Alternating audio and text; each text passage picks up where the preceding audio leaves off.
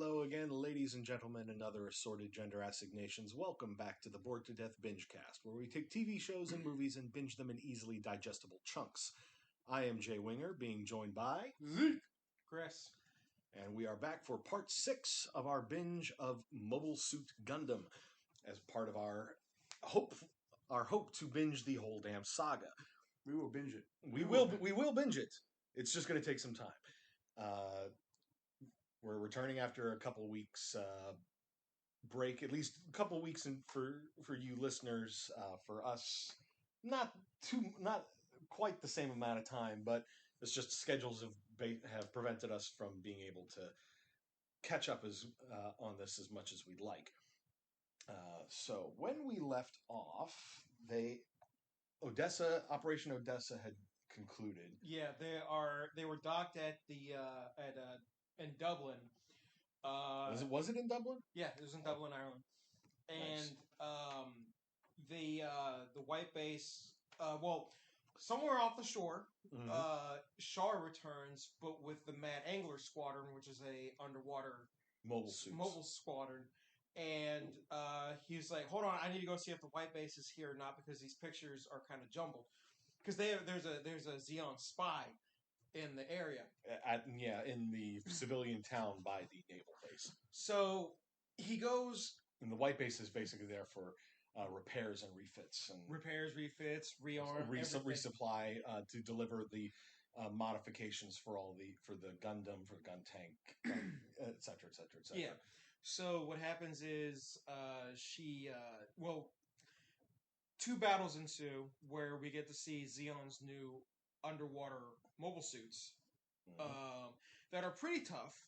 Yep. Like one takes an underwater mine to the top of its head and doesn't even scratch it, and puts up a pretty good fight against the Gundam on land and underwater. But of course, Amuro ends up defeating it because he's the protagonist. Yeah, and that's how these things tended to go back in the early 80s, late 70s, when Gundam was being made. Yeah. The heroes always came out on top. Nowadays, you're more likely to see them maybe suffer some defeats before they rally back and whatnot, because that's just how storytelling is developed. Pretty much. And so the way that when they left, Char had ordered for the spy to go on board White Base, and she was given the full credentials, a full uniform, a Federation uniform, and is now on board the White Base as it's crossing the Atlantic Ocean to North America. Yep. I don't want to be hitting the feelings this episode. I know I'm going to get hit in the feelings this episode. She left her family with a note saying her younger siblings. Yeah, I would be back after a little bit of time, and she's on White Base. I won't be hitting the feelings. I know it. Oh yeah, that's the thing about this particular show. It's like Game of Thrones. Don't have a favorite character. Yeah. Oh yeah, and when it comes to Game of Thrones, that's on our list of stuff to binge. When we'll do it, we don't know, but we will tackle it. None of us have actually seen the entire series. We've seen maybe a couple scenes here and there, or a few episodes. But I watched the first season, and then maybe a quarter of season 2. I only got a couple episodes into season 3. That being said, I am well aware of stuff that goes on. Did you hear about the coffee cups? Yes, of course I heard about the coffee cups, but we're not going to talk about the coffee cups because that was just a stupid oversight that some editor should have caught. But the water bottles were a main character. Why are we talking about Game of Thrones? We're here to talk about Gundam. But one of the things that was also brought up in our previous binge after Operation Odessa, General Revel basically warned them that Zeon is stepping up production of mobile suits and producing new types of mobile suits to try to counteract the Gundam. Because Gundam has basically changed the game that much. Well, it's funny because if you, going to Mobile Suit Gundam, the origin, you basically get to see the development of the Zaku. You get to see, the experimental version, then you get to see the Zaku 1 and the Zaku 2 be developed. And Zeon were the first ones to really, truly develop mobile suits, especially ones that use Minovsky particles. So But in this case, because of how strong the Gundam is, how powerful it is, the Gundam was the first mobile suit to actually use beam weaponry. So because it's just a very energy intensive. yeah, like he's thing. able to one shot everything, almost everything with that. But anyways, yeah, now we're on our way to watching the White Base make its way across the Atlantic Ocean, and we're going to see Amuro take on an underwater mobile armor, which we saw in the teaser. Mobile armor as opposed to mobile suit. We Those saw things are we do big. The big boy. The big boy. Okay. yeah, like do you remember the weird UFO looking thing with the landing gear? That was like an early mobile armor. That was a prototype, basically. Essentially, yeah. All right. Well, so that about wraps up our intro here. So we'll get to the binge, and we'll see you once we're done. And we're back following our binge of part 6 bit of our binge for Mobile Suit Gundam. The action was so exciting that Zeke just couldn't keep his eyes open. So you hear the background snowing. Yeah, we're teasing a little bit. You know, Zeke's just had a long day. He dozed off a couple times. I mean, I did have an emotional effect during the hit of the feelings when they killed the person. The spy, Miharu. Yeah, they did go with the feelings like we said it was going to happen. Yeah, it's like, and that's something you kind of see a lot of in this series. It's like I always thought that he had more of an emotional connection with the mobile suits. Like every time the mobile suit got blown up, he's like, "Fare thee well." Well, and it doesn't matter which side the mobile suit is exactly.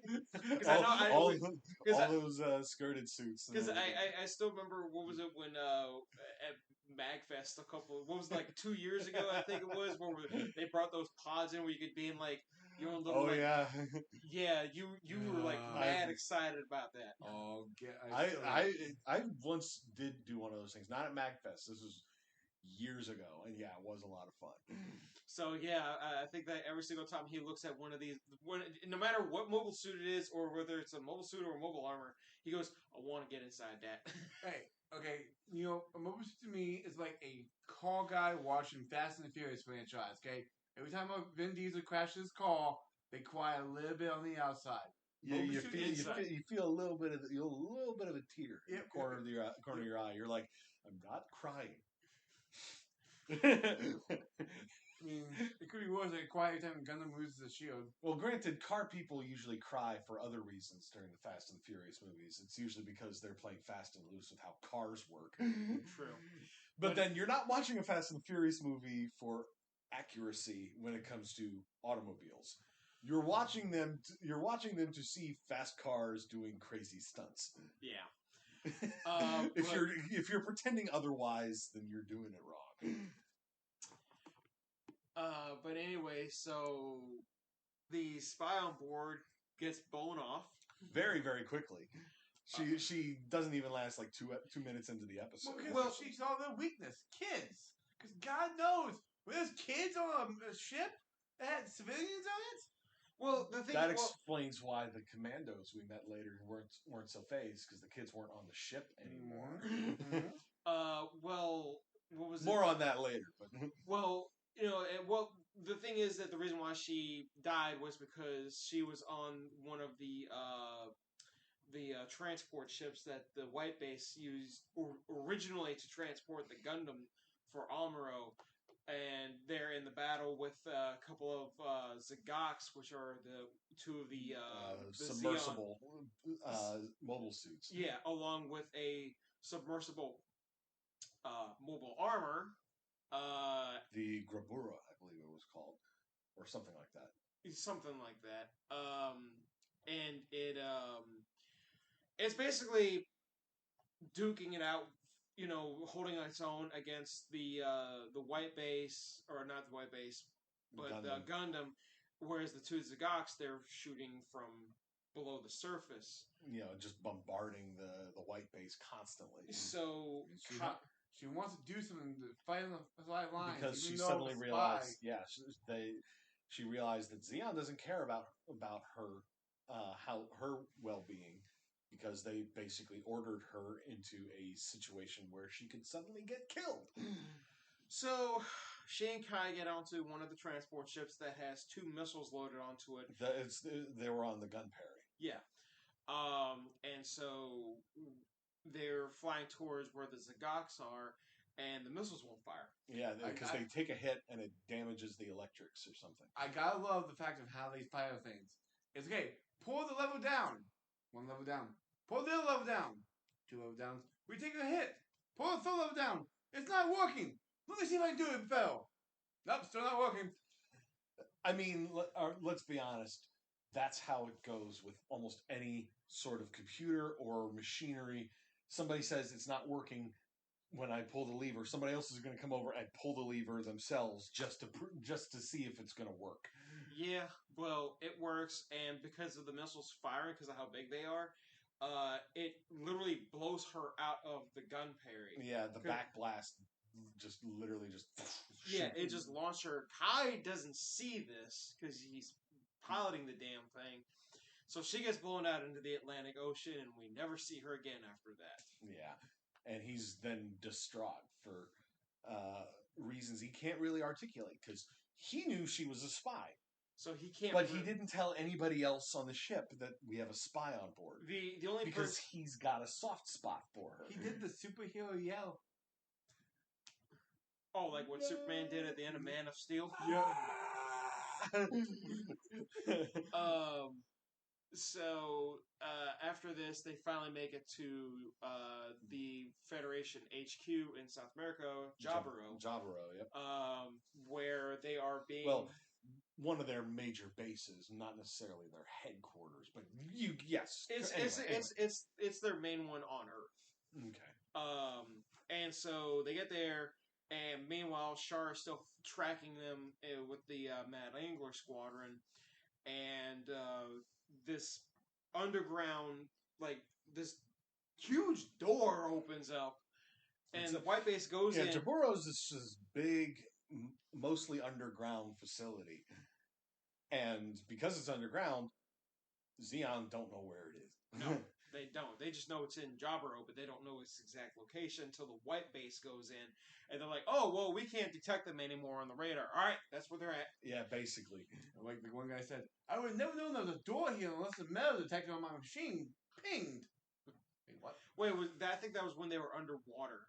No, they were still in the water, but they were trying to find the place. Like, aha! We found the entrance to the doorway.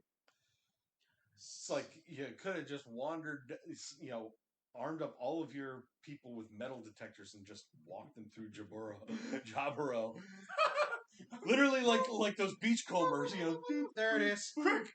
Sweep the beaches! We're sweeping the beaches, sir! What am I thinking? Comb the desert. Comb the desert. Comb the desert. Did you find it? No. Did you? No. How about you? We ain't found shit. We ain't found shit. So they find it, and meanwhile, the White Base crew, they're basically being informed of a bunch of stuff. The White Base is being repaired because of the They're getting medical checkups. And... Well, Amuro got the special medical checkup because they're like, there's something special about him. So you've alluded to this, and you don't have to tell me anymore. We'll find out more, I'm sure, as we continue on with this. But so there's that. There's Caslets and Kika who are being the stereotypical little kids who are just like, no, we don't want to do it. And little Kika is screaming her head off, mouth wide open. And the nurse doctor basically looks in and is like, all right, your dental checkup's done. All right, no cavities. What? So hey, you do what you can to get a look inside the kid's mouth when they're being difficult like that. Yeah, and Amuro ends up meeting Matilda's fiance, Lieutenant Woody. Yes. There was no Buzz Lightyear around here. And I'm pretty sure the name Andy wasn't on his boot. Is there a snake in his boot? God, I hope not. But they're in South America. He doesn't want those snakes. No, wait, we did see the snake. It got scared off. That was the next episode. So they get so everything's going all fine. Everything, they're all resting up. Everybody gets their own room now. And then Char has to go and ruin it. Well, Zeon in general, but Yes. Char's leading the charge. And that's because he's got a mad-on for revenge against the White Base for continuing to exist, basically. Basically, and for the Gundam. And so during the battle, we also see the now mass-produced gems that the Federation is producing, which is basically like a slight step down from how powerful the Gundam is, but it's still more powerful than the Zaku because better generator output, and it also has better weaponry in terms of like the beam saber and the beam spray gun that it carries. Those were the Optimus Prime looking. Yeah, those they're called GEMs. GM. Gundam model, I think, is what it stands for. Okay. And so Char goes up against one of them and punches, and he's piloting a Zagak, and the Zagak's hands are more like 3 claws. They're more like pincers. Yeah. So he punches it straight through the cockpit and out the back of it. Yeah, that thing's got some punch to it. And, well, you saw what happened when he was throwing fisticuffs with the Gundam, and he's basically holding the Gundam's arms apart. And I can't remember. Did Amuro use the Vulcans? I think so. And Char just basically goes nope and gets out of the way of that real quick. Yeah, he's just like, oh, I can't really get that close because you can still shoot me. So.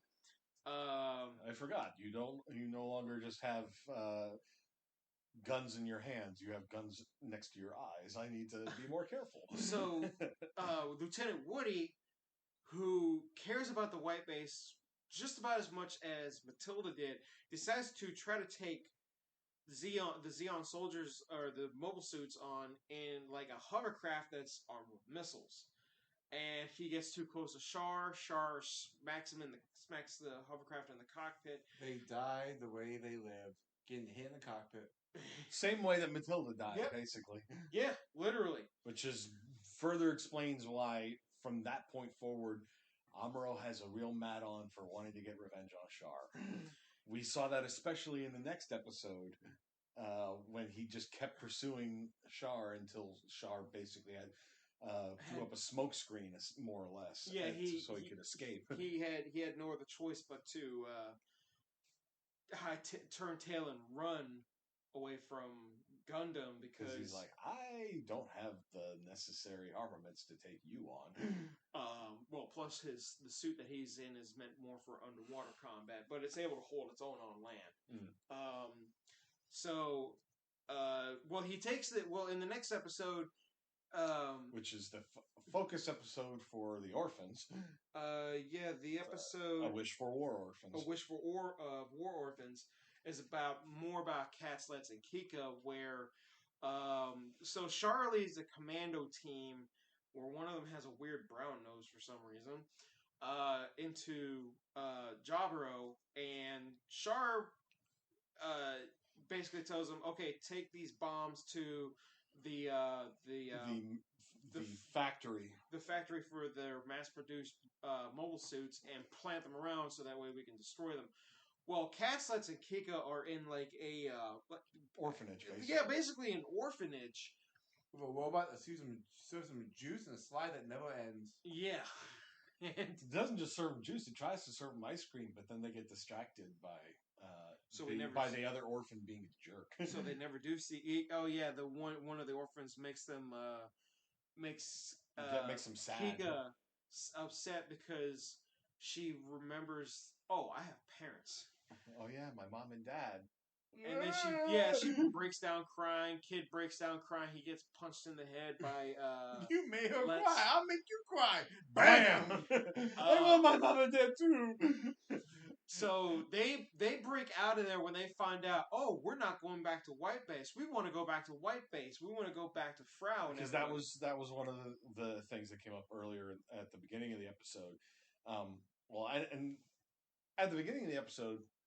Basically, everybody on the White Base, who were all predominantly civilians, are basically press ganged into military service and receive their ranks. Yeah. which then I'm always mad because the one that died a noble death. Ryu was given a 2-rank promotion, Mm-hmm. and he felt like that just was not enough. Yeah, he felt it was disrespectful to just sort of throw this sort of thing out there. It's like you guys don't know what he did. It's blah blah blah. He got real upset about it, and then the officer that's providing the promotions takes a swing at him. He dodges him, and he's like, "How dare you! How dare you! I'm trying to discipline you. If you dodge this next one, I'm going to throw you in prison." What? Smack. Confusion. Confusion flew. Go.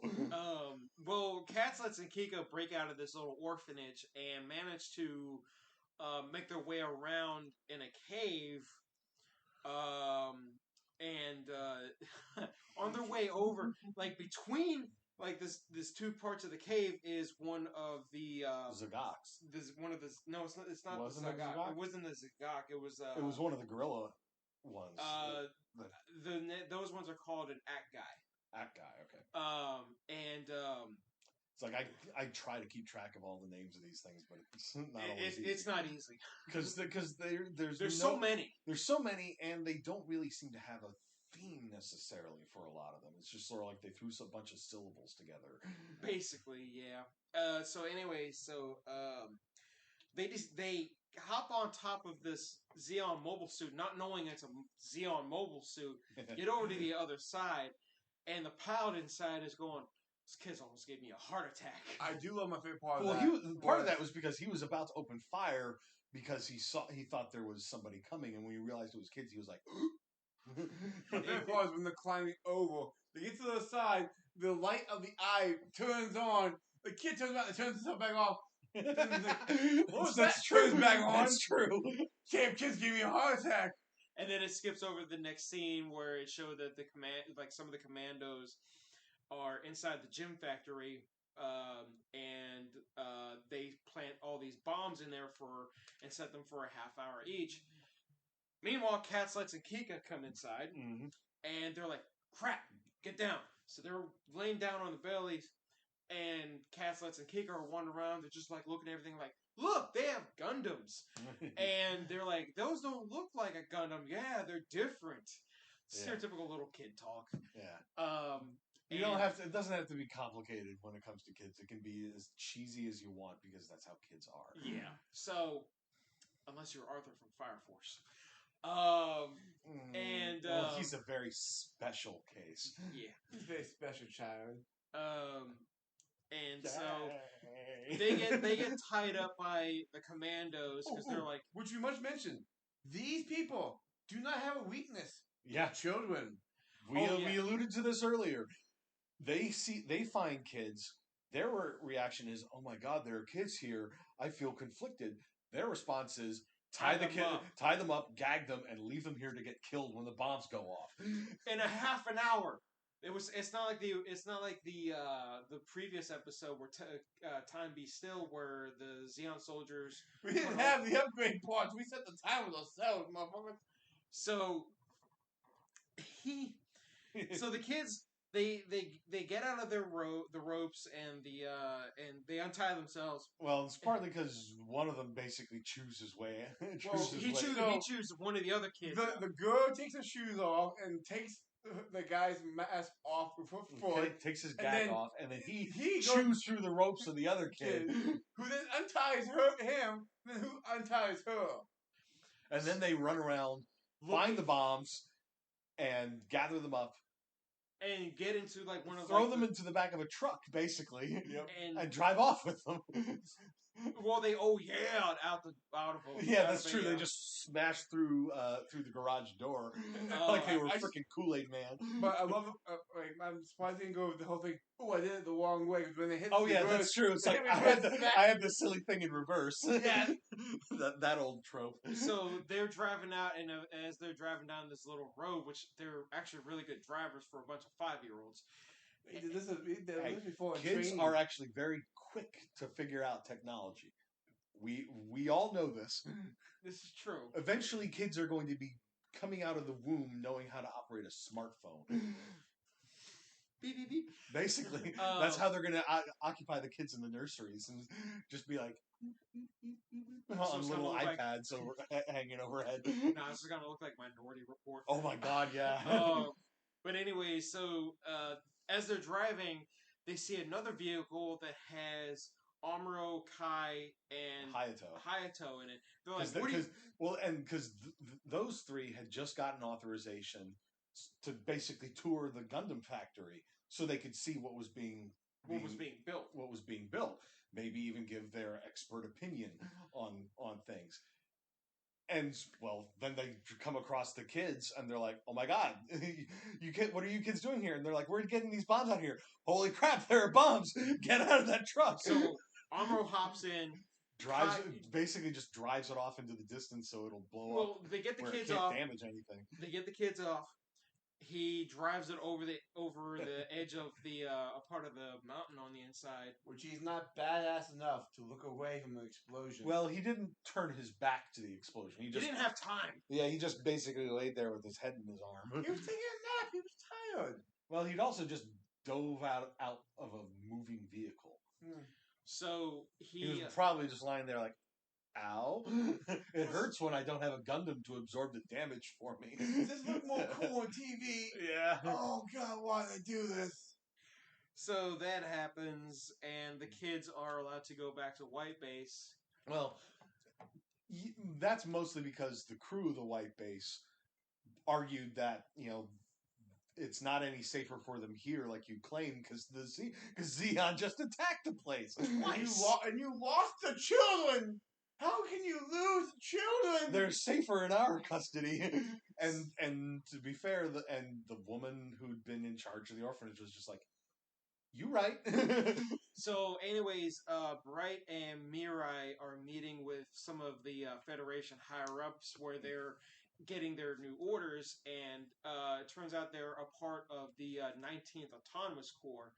And basically what they are is their orders are to be a decoy and to distract the Zeon forces, while their main forces go to, mind you, they're being launched from Jaburo into space, right? The White Base and the main Federation forces, their ships. So White Base goes first, and they get into a battle with the Zanzibar ship that has Char on board. And well, let's address this also. The White Base is sent out to be a decoy because they know that the Zeon forces are especially targeting White Base. Yes. And so they're like, let's use that.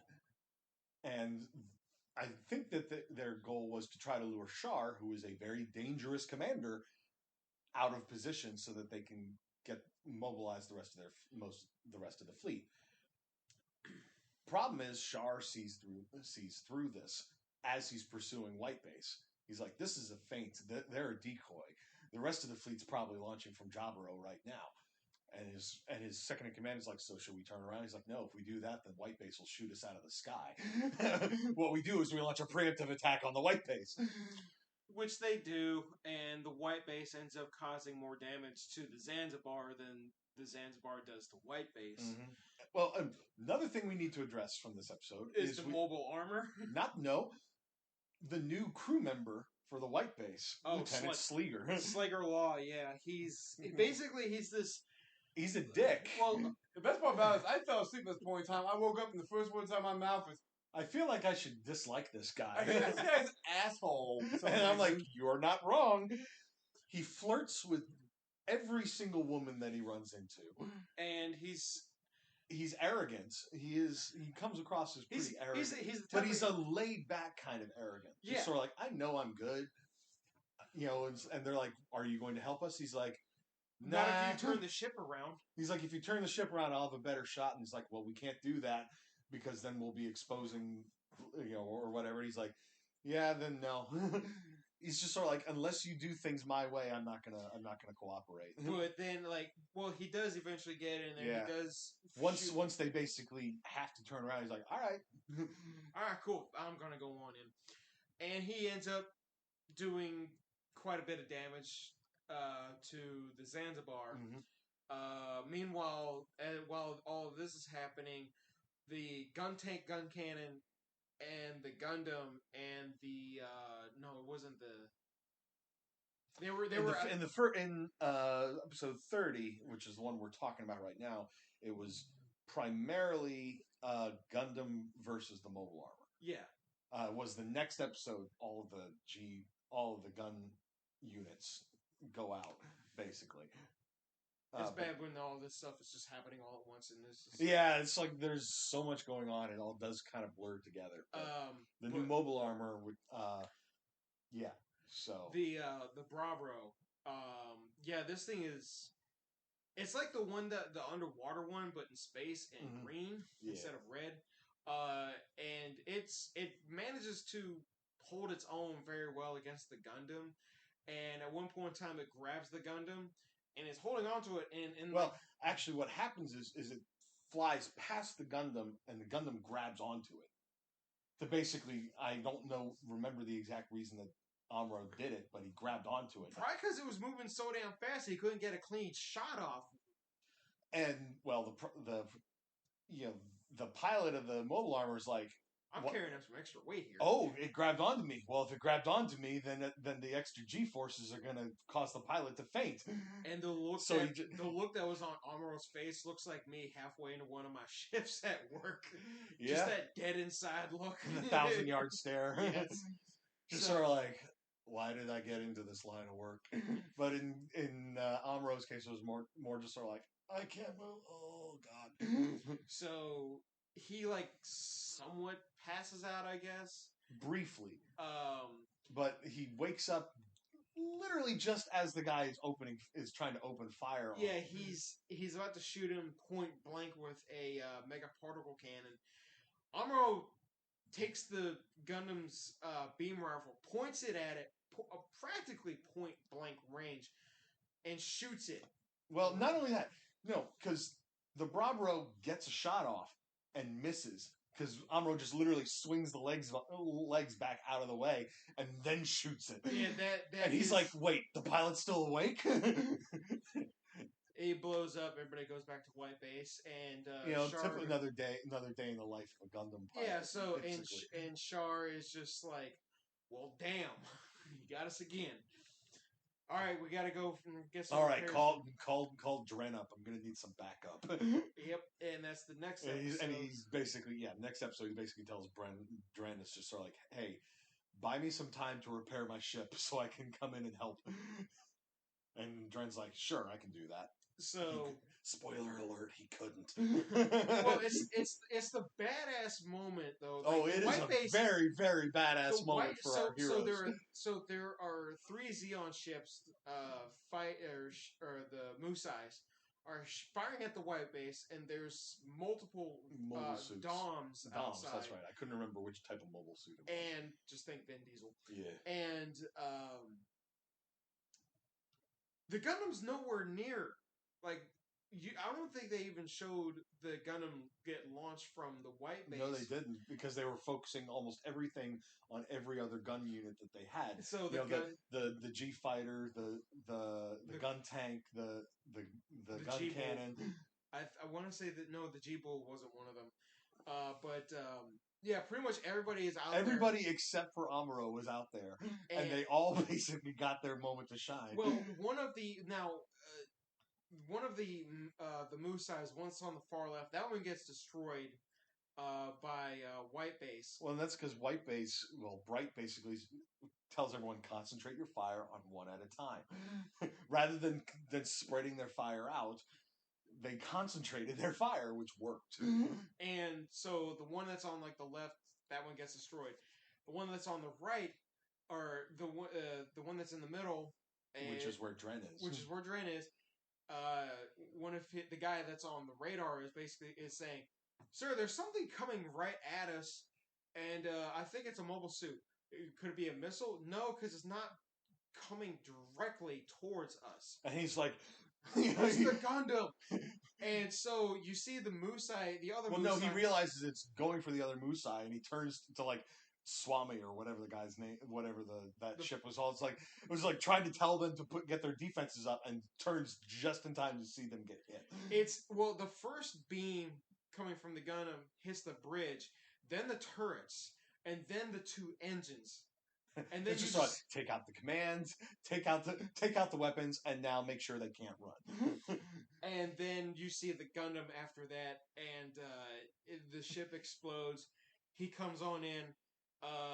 The one Dom that is left takes a swing at the Gundam with its heat saber, and it slices the shield in half.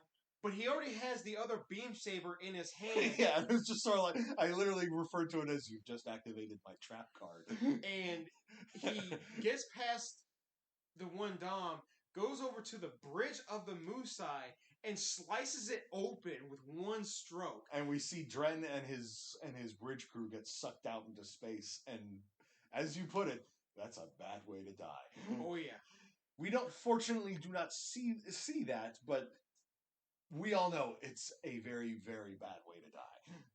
Yeah, the only way that's worse would probably be acute radiation poisoning. That and there is radiation in space, but whatever. Yeah, but usually if you're exposed to the vacuum of space, you've got other concerns, and the radiation is not going to be an issue. No, you're gonna freeze to death, suffocate, whichever one gets you first. Mm-hmm. But and so after that, they all go back to White Base, and they're like, "Well, we need to go. Well, we can't just go straight to Luna 2. It's like, if we head for Luna 2, we're gonna run into the Zanzibar. So let's head to Side 6, because the Antarctic Treaty states that it's neutral ground. So we're gonna go there instead. And the trailer basically shows that there are a couple of reunions. It's a bit of a breather episode.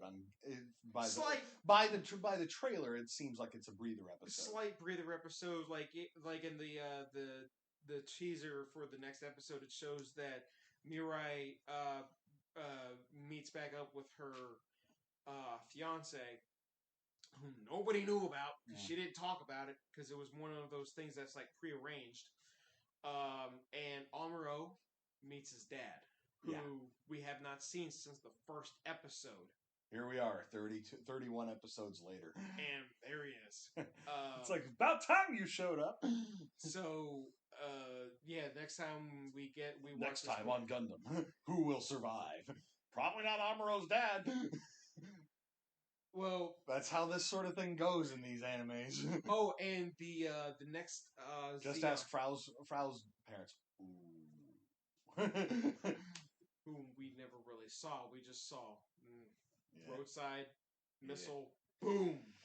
Yeah. And something else that occurred over in these episodes is Sail and Char ran into each other again. And this time they both sort of recognized it is my sibling, and that she realizes that Char is working with Zeon because he wants revenge on the Zabi family. That he's basically disguising his identity, etc., within Zeon for revenge.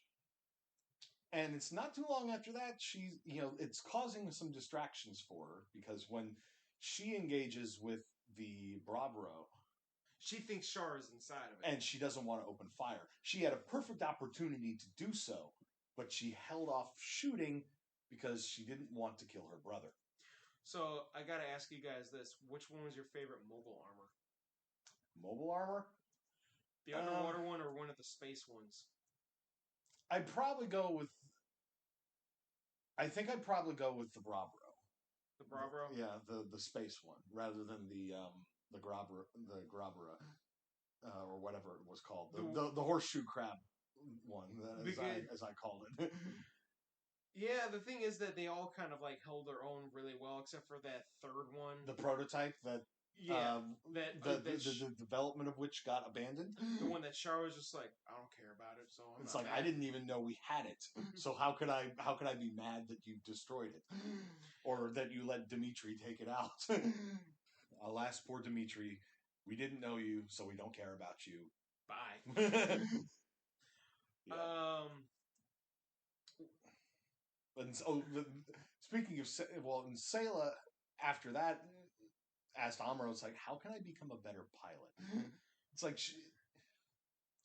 she wants to do better, mostly so that she can stop seeing it, I guess, see some more worth in herself in the war effort. Yeah. At least that's how I'm interpreting it. Well, I mean, you got to make yourself useful somehow. This is true. If you're going to be on a military ship in the middle of a war zone, you find some way to make yourself useful, or they're probably just going to chuck you off it. Yeah. Well, she was the communications officer before she became a pilot. This is true. And speaking of being a pilot, there was earlier in the binge, she got her first kill. First kill ever. It took her long enough. Yeah, and she started celebrating, and I was like, it's the noob gets her first kill in PvP. It's like, yay, I got a kill. That's when I said, it's like Luke in Star Wars. I got one. Great kid. Don't get cocky. And then Char, we all know that he's a brilliant analyst and brilliant strategist. But there was a point in one of these episodes where it was exposed that he has clear biases about his about how he thinks other people think. Yeah, and I just, unfortunately, I didn't make further notes about it. I just jotted down here in my little notebook Char's biases, but I forgot the exact wording of it. But it was like when the 3 moose eyes were destroyed, he was like, I thought he could hold his own until I got here. It wasn't that. I think it was in the decoy episode when he was engaging with them. He basically thought that everybody would take the same sort of approach to things that he would in these circumstances, and they obviously didn't. But that's, it was just, unfortunately, I again wish I'd made better notes about what I wanted to talk about there, but unfortunately I didn't. You'll get it next time. Yeah, that's true. It'll probably come up again because they're giving more focus on Char now that we've moved back into having him as the primary antagonist. Yeah, we Char, how we missed you.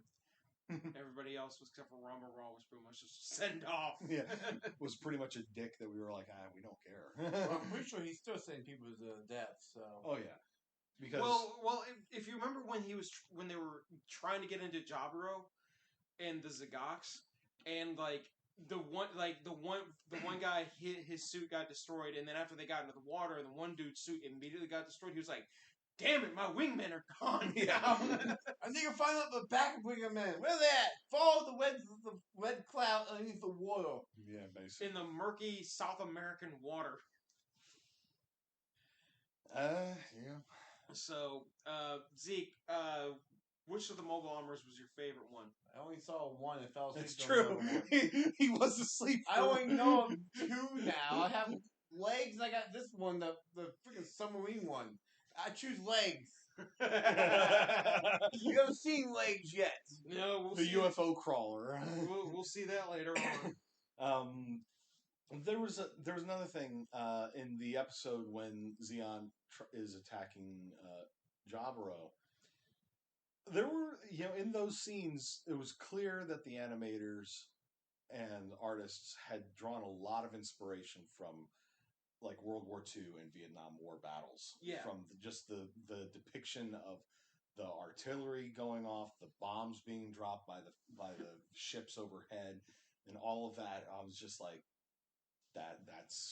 it's like I'm watching a World War II movie, but with mobile suits. But with giant walking. Wait till we get to Aid Them as Team, because that's gonna look more like Vietnam.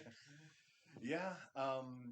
I'm still definitely enjoying this. We've got 2 more binges for this series. Yeah, and then after that, it's gonna be another. The last one is gonna be another 6-episode one. We'll load you up with some caffeine so you can stay awake, or maybe we'll take a break halfway through so you can take a nap. Or take a nap before we start doing this. All right. But Yeah, that's two more binges. well, this is something that I wanted to ask you. Yes. So I know you said you want to do everything in order of release. Yes. But chronologically, the one that we would watch next would be 8th MS Team. Please, I won't watch that. In this case, I will defer to you guys. If you think we should go to 8th MS Team after we're done with Mobile Suit Gundam, then that's what we can do. Because we can do 8th MS Team and then knock out War in the Pocket. War in the Pocket is only 6 episodes. Okay. 8th MS Team is 13, I believe, plus the movie. Okay. In that case, we'll address that ourselves. I'm thinking we'll probably do a 4-4-5 and then the movie approach for 8th MS Team or whatever. That's for us to discuss off mic. Do keep an eye out. This coming, the next few releases, we are planning on recording a special little mini cast where we are going to be addressing you, the audience, requesting some feedback. Stay tuned for that. We'll record that in a couple of days. Okay. But even before that, again, if you have anything you want to say, please go ahead, leave a like or leave a comment. We will pay attention to it. Basically, how can we improve the show? How can we improve the show? We do have some potential format changes that we are going to be discussing. Again, look for the mini cast coming out, which we'll be recording soon and then putting it out fairly quickly. But we have Bingecasts, we have Ramblecasts, and now Minicast. Well, the Minicast is literally just what I'm calling this. I want a large cast. We have to do a large cast after we do a Minicast. That's what the Ramblecasts have been. those have been an hour and a half, and that's only because I cut them off at that point. But anyway, that's for us to discuss later. For Zeke and for Chris, I'm Jay. Thank you very much, and we'll see you with our next Bingecasts. Bingecasts. Bingecasts. Bingecasts. Bingecasts.